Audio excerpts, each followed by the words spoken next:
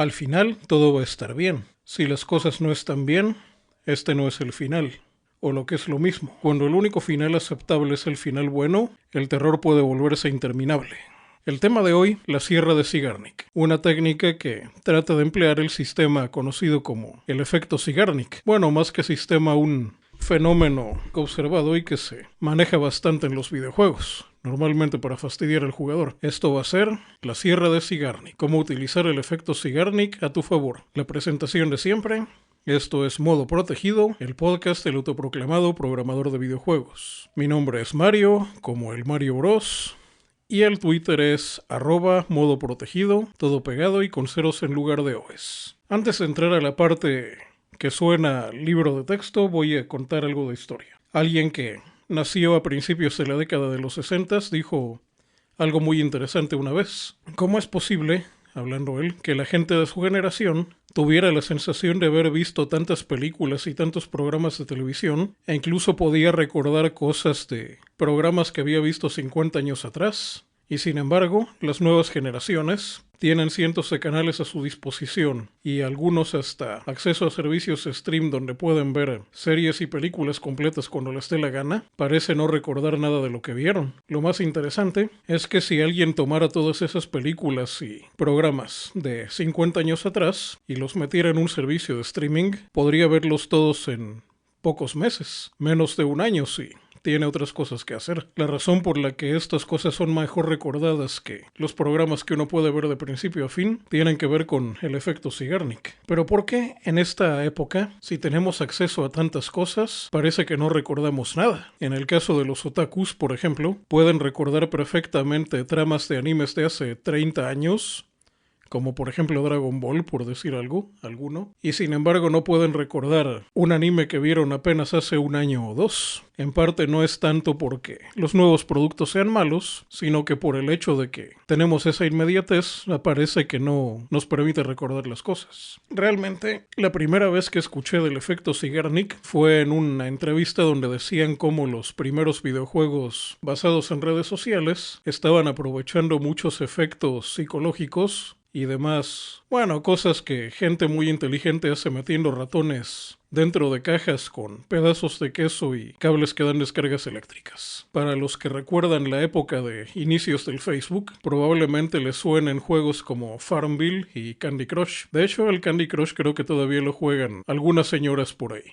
Cuando empezaban estos juegos, seguramente quienes me escuchan estuvieron en Facebook en esa época, seguramente recuerdan a jugadores bastante desesperados pidiendo a otros jugar para poder seguir jugando ellos su partida. La razón por la que estos jugadores estaban tan desesperados por volver a jugar tiene que ver con el mal uso, y vamos a ver poco más adelante que vaya que se le ha dado mal uso, o un uso bastante siniestro, al efecto Zeigarnik. Ahora sí vamos con la parte aburrida y cuestionable de la historia.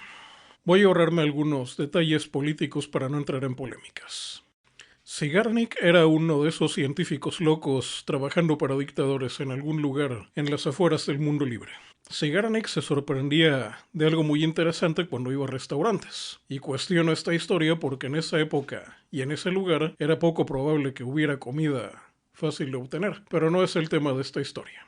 Zeigarnik iba a los restaurantes y le daba sus órdenes al mesero. Sin importar qué tan complicada fuera la orden, el mesero podía registrarla toda sin necesidad de papel ni lápiz, dar todas las instrucciones al cocinero y rato después traer el plato a la mesa. Y aún así, si al otro día le decía, oye, ¿qué fue lo que ordené ayer? Para ordenar lo mismo, el mesero no tenía idea de lo que había pedido Zeigarnik el día anterior. Y ahí fue donde empezó el misterio. ¿Cómo era posible que un mesero pudiera registrar toda una orden de uno de los clientes sin que se le olvidara nada entre que recibía la orden y entregaba el plato? Y una vez entregado el plato, toda esa información se perdía. Ya el resto de cómo Zeigarnik fue con sus jefes y estos jefes utilizaron su descubrimiento para fastidiar a su propia población es material para otra historia.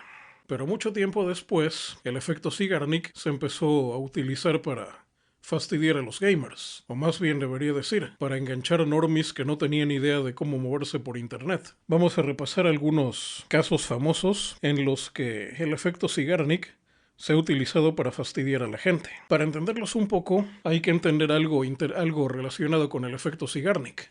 Al parecer, el efecto Zeigarnik es parte de un antiguo sistema que el cerebro humano tiene para no dejar las cosas sin terminar. Se empieza una tarea y hasta que esa tarea o situación no termina, permanece cargada en alguna parte del cerebro y en el mejor de los casos nos permite terminar la tarea sin dejarla a medias y en el peor de los casos, sobre todo en cosas que no tienen solución, termina por estar fastidiándonos la existencia, a veces durante el resto de nuestras vidas. Hay que dejar claro que el efecto Zeigarnik es una especie de malestar psicológico deliberadamente causado por la gente que sabe cómo manejarlo, pero que también se puede dar de manera natural en la vida diaria. A veces el efecto Zeigarnik puede dejar huellas tan duras o volverse tan incómodo, para no entrar en detalles, que la gente no puede dejar de pensar en lo que dejó sin terminar y trata de, como le llaman ahora, escapar de su propia realidad. Bueno, ahora que lo sabemos, vamos a ver de cuántos de estos casos quienes me escuchan fueron víctimas en su momento. Bueno, el primero, y ya lo mencioné brevemente, se trata de las vidas del Candy Crush. Sí, a casi todos los que les interesa esto de hacer videojuegos, una de las primeras cosas que intentan programar es un Conecta 4. Un consejo, estos juegos se ven muy sencillos de hacer, pero en realidad son bastante complicados. Es mucho más fácil programar un Tetris. Un Conecta 4 requiere una lógica bastante más avanzada de la que se requiere para leer botones, dibujar cosas y detectar colisiones. Bueno, ¿qué pasaba con este juego de Conecta 4? La gente estaba entretenida viendo los chismes de la gente con la que apenas intercambia palabras en la vida real, cuando de pronto le llegaba una invitación o publicidad del juego. Empezaban a jugar y ya que el sistema detectaba que ya se habían enganchado con el juego, o mejor dicho, con el mismo sistema detectaba que perdían pero que habían estado el suficiente tiempo jugando para que consideraran que creo que de aquí para atrás se me va a escuchar muy extraña la voz. Bueno, cuando estos jugadores se encontraban con la noticia de que no podían seguir jugando hasta el día siguiente, entraban en una crisis. O bueno, no exactamente una crisis, simplemente decían, por hoy ya no vas a poder jugar y vas a poder jugar hasta mañana. A menos que estés lo suficientemente desesperado para extender este juego entre otros incautos para que también podamos engancharlos de la misma manera y volvernos virales aprovechando el poco dominio que tienes sobre tu propia mente. Bueno, ahí es donde entra el efecto Zeigarnik. Entonces, cuando alguien juega un juego y esa vez lo juega y lo termina, lo más probable es que se olvide de él, porque nada más el rato que lo estuvo jugando fue cuando tuvo esa experiencia. Pero ¿qué pasa cuando el juego se corta de súbito y no podemos jugar hasta el día siguiente? Si el juego nos pareció bueno, probablemente estemos pensando en el juego durante todo el día siguiente y parte de la noche. Tal vez no todo el tiempo, pero algo es seguro. Vamos a estar pensando en ello más tiempo del que estuvimos jugando. Y el cerebro tarda tiempo en asimilar las cosas que considera importantes. Los conocimientos de memoria a corto plazo nos permiten saber lo que estamos haciendo en ese momento. Y si el cerebro considera que algo es importante porque lo ha estado manejando por suficiente tiempo, pasará a la memoria a largo plazo y al otro día vamos a tener ya recuerdos de ese juego. Es por eso que, bueno, para la gente que esté aprendiendo algo, sobre todo aprendiendo cosas relacionadas con la práctica, es muy importante dormir mientras está aprendiendo para que los conocimientos prácticos se vayan fijando en el cerebro. Estudiar durante horas seguidas no sirve de nada si al otro día no vas a poder utilizar ese conocimiento. Es mejor ir tomándolo por partes y dejar que el cerebro haga el resto. Aquellos jugadores de videojuegos sociales, sin saberlo, fueron presa del efecto Zeigarnik y ese juego de mover figuritas se les fue fijando en su materia gris, o bueno, no estoy seguro en qué parte del cerebro sucede esto, pero algo estoy seguro, es en una parte no demasiado avanzada, y el resto ya lo sabemos. Hay gente que todavía sigue jugando esos juegos, y no hablo de la gente que apenas los conoció. Volviendo a la historia que conté al principio de este audio, de cómo la gente recordaba series de décadas pasadas y no recordaba las nuevas, esto tiene mucho que ver también con el efecto Zeigarnik, pues veían un episodio un día y tenían que esperar hasta el otro día para ver el siguiente. Y para la gente que vio un episodio por primera vez, si le gustó, va a pasar mucho tiempo dándole vueltas en la cabeza hasta que lo vuelva a ver una vez más. Bueno, eso es en caso de los programas que pasan diario. Algunos los pasaban un solo episodio por semana y eso hacía que esta idea fuera mantenida en el cerebro por más tiempo. Claro, estamos hablando de una época donde la única manera de obtener información sobre algo eran los medios impresos y, bueno, además de la televisión. Aunque bueno, también estaban los grupos de gente que se juntaban para hablar sobre algo.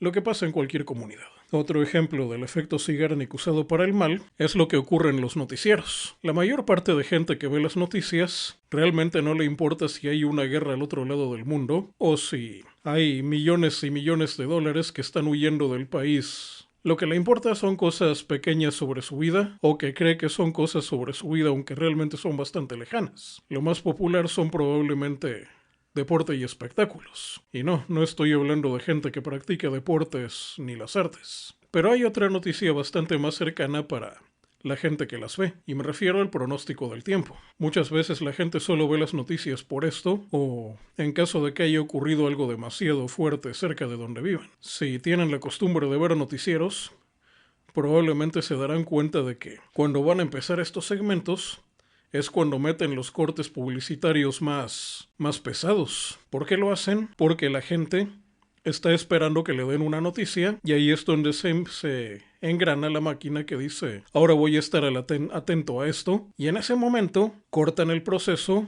para meter otra cosa. Entonces cuando entra el efecto Zeigarnik, hace que la gente recuerde mucho más esa publicidad porque está más desesperada de si ese día va a tener que salir con sombrilla o paraguas, que seguramente se va a acordar mucho más de sea lo que estén en esos anuncios. Otra frase bastante vieja y que siempre me ha parecido algún tipo de manipulación es esa que dice de lo bueno poco. Esta frase siempre me ha parecido una idiotez y siempre he creído que la gente que la dice lo hace no solo para poder manipular a la gente por medio de hacerle rogar por algo que quieren, sino para que encima rueguen por migajas. Una versión de la gallina de Stalin. Cuando alguien quiere controlarte y encima quiere comprarte y que te quiere comprar barato, lo que va a hacer es hacer que desees algo y luego te lo va a racionar lo más posible para que hagas lo que sea por esto. Y la gente sin autocontrol siempre va a estar dando lo más por lo menos. Ese es otro ejemplo del efecto Zeigarnik en el que te cortan algo que esperas para poderte someter. Ahí no hay salida fácil. Al menos aparte de las que voy a mencionar en este mismo episodio. Otro ejemplo de efecto Zeigarnik es el de oferta por tiempo limitado. Bueno, esto no me lo ha tocado ver en ninguna tienda en persona, solo lo he visto en documentales y en algunos sitios de internet. Las tiendas le dicen a la gente que está en posición de comprarles en ese momento, durante la siguiente media hora vamos a rebajar el precio de tal producto. Y si ustedes logran comprarlo y salir de aquí, se lo llevan en ese precio. Entonces la gente corre para comprarlo y algunos logran respetarles la oferta. Pero eso no es lo que quiere la tienda. A la tienda no le interesa que alguien corra a comprar y encima se lo lleve barato. Lo que la tienda quiere es que toda la gente que no alcanzó a aprovechar la oferta esté al pendiente de cuando esta oferta vuelva a aparecer. Y mientras, tienen que estar dentro de la tienda cuando están probablemente comprando cosas que no necesitan para hacer tiempo, esperando a que algún día esa oferta regrese, si es que regresa. Pero algo es seguro, todos esos que no pudieron aprovechar la oferta, o los que la aprovecharon y quieren volverla a aprovechar, adivinen en qué van a estar pensando durante un buen rato. Otro ejemplo que me tocó ver hace ya algunos años. En mi ciudad, hace ya tiempo empezaron a circular unas camionetas, unas furgonetas les llaman en algunos lugares de habla hispana. El término, el del inglés viene de van, esas camionetas cerradas, que no tenían ningún letrero legible. Simplemente eran camionetas pintadas de color blanco con un dibujo bastante sencillo de una especie de, ahora lo llamarían un chibi, una especie de cara con ojos de punto y dos piernas. Esas camionetas estaban por todos lados y realmente la gente no estaba segura de qué eran, porque no había salido nada de publicidad de ninguna parte. Simplemente las camionetas aparecían y si uno tenía suerte de ver quiénes iban en ellas, a veces podía ver que era gente relacionada con algo, con cosas técnicas. Realmente no todos las vieron, pero sí que vieron esas camionetas circular por la ciudad. La gente empezó a comentar. Decían que era muchos tipos de publicidad o de campañas de conciencia social. La mayoría de esas campañas de conciencia social entonces ya se considerarían ilegales en algunos países como Nueva Zelanda o Canadá. Y ¿qué eran al final esas camionetas misteriosas de las que la gente tanto hablaba y que algunos todavía recuerdan? Era de un servicio nuevo de telefonía vía satélite. La empresa todavía existe y da servicios de internet y se llama Axtel. Y ahí terminó la historia. Pero la campaña publicitaria de Excel utilizó el efecto Zeigarnik para asegurarse de que la gente los recordara. La máquina empieza cuando ve algo misterioso y quiere saber qué es, pero no tiene manera de saber qué es. Y justamente cuando llega al final es cuando el asunto termina. Creo que Excel todavía opera en esta misma ciudad. Otro ejemplo del efecto Zeigarnik, pero que continuamente falla. Bueno, la gente es una de esas cosas que cuando las usas por primera vez funcionan, pero cuando las usas demasiado te terminan explotando en la mano. Y me refiero a algo que en televisión le llaman la regla de la salchicha, o soltar la salchicha. No sé cómo se traduciría eso en otros países. La idea es que alguien le ofrece un pedazo de carne a un perro hambriento y con tal de tener al perro saltando y comportándose de manera graciosa por utilizar palabras educadas, simplemente sostiene el pedazo de carne y no se lo da. Pero llega un momento en el que el perro se fastidia y lo menos gracioso que puede hacer es simplemente marcharse. Bien, en televisión pasa exactamente lo mismo. Sobre todo en telenovelas o programas seriados, se deja claro que va a ocurrir algo, pero al final se siguen rellenando episodios para que tal cosa que el público espera nunca pase. De modo que tengan el público siempre al pendiente de lo que va a pasar y que puede que nunca pase. Y le llaman la regla de la salchicha porque en muchas ocasiones, si tardan demasiado en soltarla, el público pierde el interés. Y si lo sueltan demasiado rápido, el público se aburre y se va. Bueno, esas son las maneras como se ha utilizado para el mal el efecto Zeigarnik. Pero bueno, realmente el efecto Zeigarnik causa un malestar mental en la gente que lo lleva. A veces ese malestar mental es demasiado fuerte. Y ya no digamos en estas nuevas generaciones que se ponen en modo chems o chims, no sé cómo se llama el perro ese, por cualquier cosa. Otro episodio que tengo pendiente de grabar es el de cómo programar las ganas de vivir. El concepto de ganas de vivir ha aparecido en varios videojuegos con diferentes nombres. Pero bueno, eso será tema de otro día. Bueno, ahora vamos a pasar a algo más interesante. ¿Cómo nos defendemos del efecto Zeigarnik? Como nos han enseñado los monjes del oeste asiático, buena parte del sufrimiento viene de los deseos insatisfechos y si no deseas nada, no vas a sufrir. El primer paso para no caer en el efecto Zeigarnik es no involucrarse con nada que parezca demasiado bueno y que parezca que nos están regalando, porque normalmente se trata de una trampa, como el queso en la trampa para ratones. Pero ¿qué pasa si aún así sabemos que eso es una trampa, pero queremos el queso? ¿Cómo podemos desarmar la trampa o como mínimo dispararle y evitar que nos atrape? Aquí hay dos cosas. Número 1, darle vueltas al principio. Y número 2, cuando te corten el suministro, cuando te dejen en suspenso, crear tu propio final. A ver, esta historia es una historia antigua y buena parte de los que me escuchan no vivieron en esa época. Pero hasta bien entrada la década de los 90 del siglo pasado, había lugares donde había máquinas de videojuegos, donde cualquiera podía elegir el juego que quisiera de los disponibles y jugar una partida por 25 centavos de dólar. Los videojuegos de aquella época estaban diseñados obviamente para sacarle dinero a la gente. De ningún modo se trataba de apuestas ni nada similar. Simplemente pagabas 25 centavos y jugabas hasta que perdías. ¿Hasta que perdías? No, porque la inmensa mayoría de estos juegos te permitían continuar. Y conforme ibas avanzando en el juego, obviamente la dificultad aumentaba y podías continuar mientras tuvieras dinero. Obviamente, mientras más cerca del final estabas, más dispuesto estabas a soltar el dinero. Y así es como muchos jugadores de aquella época perdieron pequeñas fortunas jugando. Pero ¿qué hacía la gente que sabía moverse en las arcades? Bueno, para empezar hay dos tipos de gente que los dueños de estos negocios no querían para nada en sus instalaciones. Y no estoy hablando de los pandilleros que hacían negocios turbios entre las máquinas porque nunca vi que los echaran de ninguno de esos negocios, algo que era muy común en Latinoamérica. Bueno, por eso muchos de estos negocios tenían también mesas de billar para que ellos arreglaran sus cosas ahí. No, la gente que los dueños de los locales arcade no querían eran, primero, la gente que se quedaba sin dinero y se quedaba a ver a otros jugando. Y segundo, aunque estos eran bastante más difíciles de detectar y que recuerdo haber hecho pocas veces porque, realmente el tiempo que estuve jugando con estas máquinas fue relativamente poco tiempo.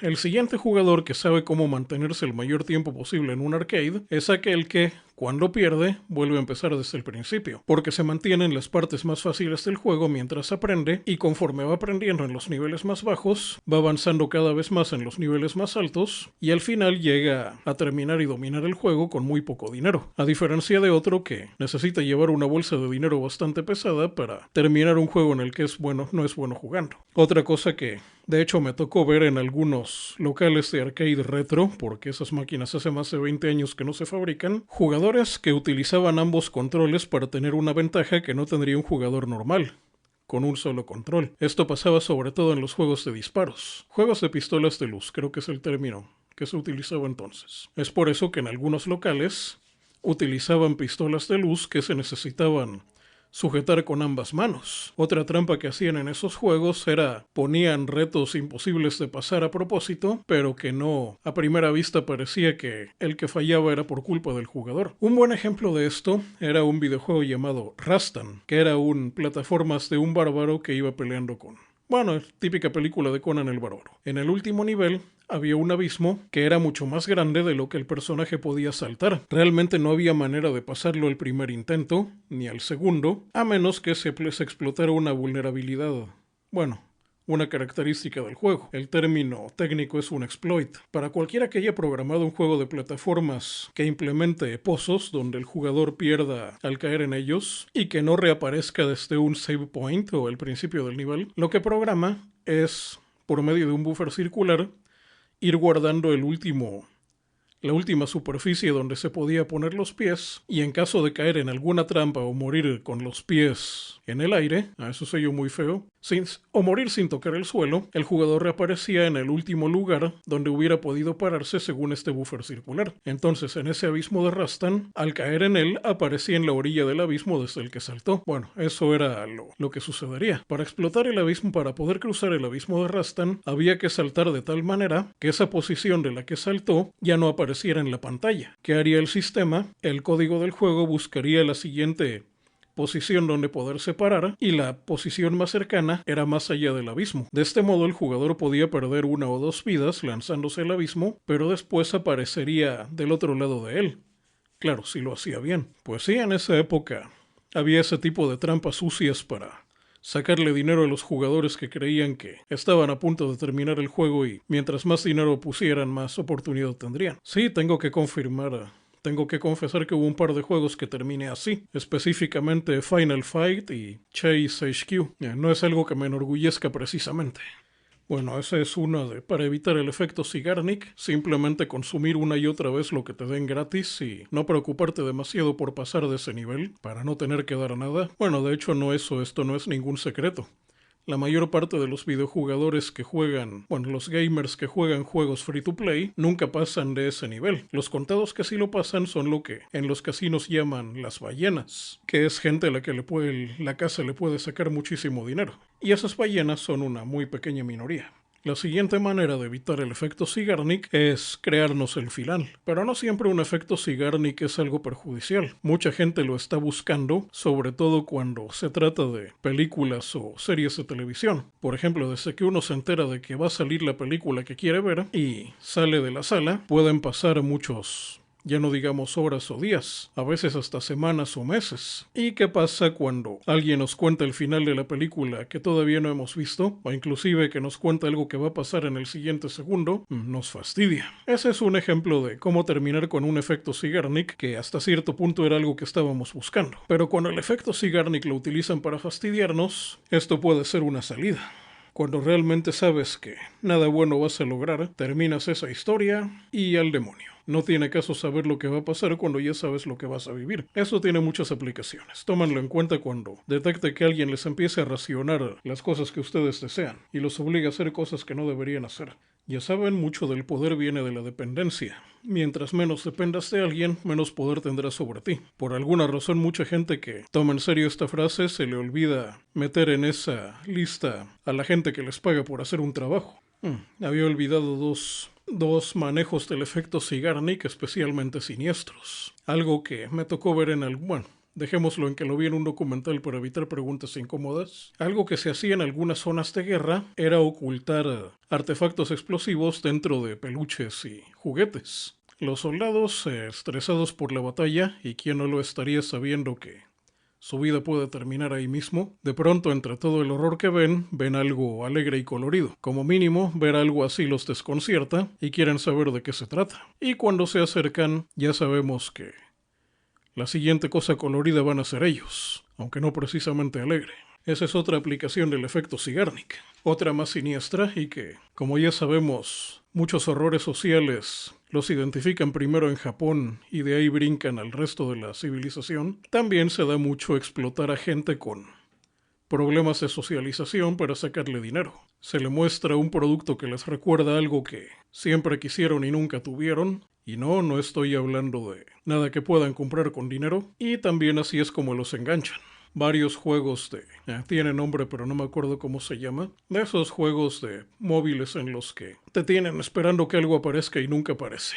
Como siempre en este tipo de situaciones es ponerles final, y si estas cosas no tienen final, crearte un propio final para ti. Por esto quiero decir, aquí se acaba la historia y voy a hacer algo más. O dicho de manera más divertida, ponle un final a la historia, no al actor. Lo más importante es que el efecto Zeigarnik tiene un gran enemigo, y ese enemigo es el olvido. Olvido que viene de la satisfacción. Bueno, ya que supimos lo que es el efecto Zeigarnik y cómo han aprovechado este efecto psicológico para fastidiar a los gamers desde que existen las redes sociales, o probablemente desde tiempos de las arcades, ahora veamos cómo podemos utilizar el efecto Zeigarnik para nuestro beneficio. Para empezar, ¿por qué a este episodio le puse la sierra de Zeigarnik? Y si funciona bien los archivos, la miniatura de esto es una sierra de disco. Hay tareas demasiado extensas que pueden tomar semanas o meses, a veces hasta años, y que no podemos terminar en una sola sesión. Por sesión me refiero a hacer algo y no dejarlo hasta que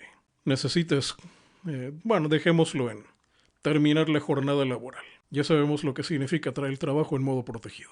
Entonces, necesitamos encontrar un punto en esa tarea extensa y aburrida para decir, aquí cortamos la acción y seguimos otro día. En esas tareas interminables que toman días, hay momentos en los que hay que bajar la sierra para cortar en un punto muy específico estas tareas. Un punto que nos haga decir, en este momento voy a pausar la acción, pero esta acción se va a retomar y todo el tiempo entre ella voy a ser consciente de que el trabajo sigue. Bueno, la acción, de que la acción sigue. Por supuesto hay que llevar un registro de estos puntos para guardar y retomar en cuanto podamos. El momento para dejar caer la sierra de Zeigarnik depende de a qué nos dediquemos. En este caso, quiero implementar un sistema para la programación. Y esto ya es un chiste muy viejo, pero la programación es como una historia de detectives, donde el programador es el detective, el sospechoso y la víctima. Y cuando vemos un programa de televisión de detectives, ¿cuáles son los momentos más interesantes para terminar el episodio y dejar el siguiente? Pues cuando va a pasar algo emocionante, o por lo menos cuando se descubre algo importante para la historia.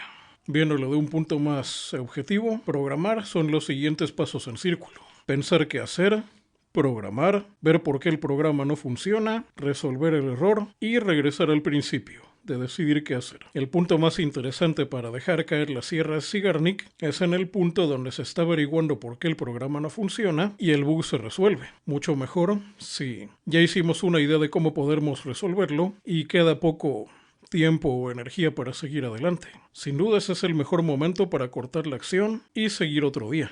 El segundo mejor momento para cortar la acción es en el momento en que ya decidimos qué hacer, pero todavía no empezamos a teclear la primera línea de código. A nivel material, ¿y por qué?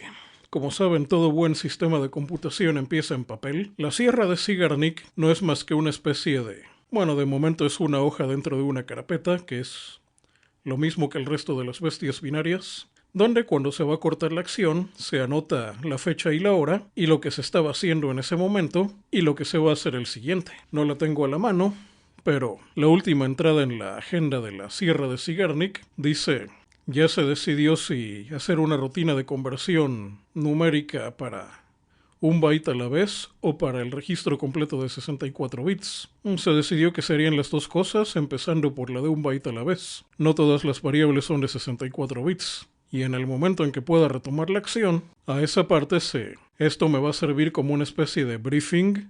No sé cómo se traduce eso al español, pero son las indicaciones de lo que debes hacer cuando se te asigna una tarea. Un resumen rápido de lo que debes hacer para estudiar la tarea. Y aguantar hasta donde se pueda hasta que caigamos en otra parte donde sea propicio dejar caer la Sierra de Sigarnik. Como mínimo esto también sirve como registro para poder documentar el proyecto y en qué momento tuvimos dificultades. Por cierto, documentar un proyecto es mucho más que hacer un manual lleno de screenshot y decir oprima el botón grande para continuar. De hecho, creo que lo que entiendo por documentación nada tiene que ver con lo que los normies que ahorita están batallando con esa vulnerabilidad en el Java están teniendo problemas. Ya para terminar el tema de la Sierra de Sigarnik, y porque modo protegido, bueno, todo el concepto del proyecto de modo protegido, empezando por este podcast, es documentar las aventuras de un autoproclamado programador de videojuegos. No soy un actor en realidad, soy un programador que quiere contar una historia. Por eso todavía no le he invertido mucho a este programa. Bueno, aparte de las cosas de programación. Así que si esto fuera una serie, la Sierra de Sigarnik nos dice que debemos de cortar en el momento del suspenso. Lo que le llaman el cliffhanger en televisión, que se traduce directamente como el que está colgado de la orilla del precipicio. Muchas historias y aventuras termina el episodio cuando el héroe está a punto de caer al vacío y se está sosteniendo de la orilla de ese acantilado. Y para los otakus más viejos, de esos que llevan décadas haciéndolo pero hasta hace relativamente poco tiempo conocieron la palabrita, también recordará que en muchos animes antiguos, al terminar el episodio en la esquina de la pantalla aparecían 3 signos japoneses, signos que no teníamos ni la más mínima idea de cómo sonaban, pero que todos sabíamos lo que significaban. Y significaban continuará. Otro aspecto interesante de la Sierra de Sigarnik es la parte del briefing. Volviendo un poco a las series antiguas, ¿quién no recuerda eso de que después de terminar la intro del programa, que ahora sabemos que es para que la gente tenga tiempo de llegar a aprender en la televisión, por eso los programas modernos tienen intros tan cortos o directamente no aparecen desde el inicio, la parte del briefing o de las instrucciones para iniciar serían el equivalente de en el episodio anterior, donde se cuenta lo que ha pasado hasta en ese momento. Dato inútil, sobre todo para la gente que les interesa hacer animación propia. Este es un recurso para reciclar animaciones ya hechas de episodios anteriores y llenar el tiempo que necesitan para completar el episodio. Bueno, este recurso, junto con el de las famosas transformaciones o cosas que se repiten en todos los capítulos, son para esto. Bueno, ahora que conocen el concepto de la Sierra de Sigarnik, me toca ponerlo en práctica. Así que no me atrevería a decir que este es el fin del episodio como siempre.